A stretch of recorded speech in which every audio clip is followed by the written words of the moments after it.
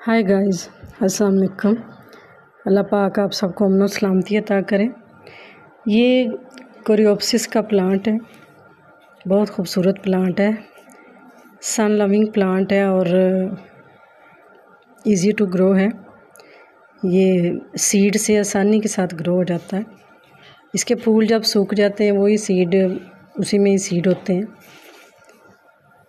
और किसी भी सोल में ये ग्रो कर लेता है। फिर भी कोई ना कोई खाद मिला के अगर लगाया जाए तो इसकी काफ़ी ग्रोथ होती है। इसकी टहनियाँ लंबी होती हैं और सिरे के ऊपर एक फूल होता है और ये लंबी लंबी टहनियाँ सारी और एक एक फूल लगा हुआ जब हवा चलती है तो माशाल्लाह इसके कलर इतने प्यारे हैं और वो मंज़र बड़ा प्यारा हो जाता है।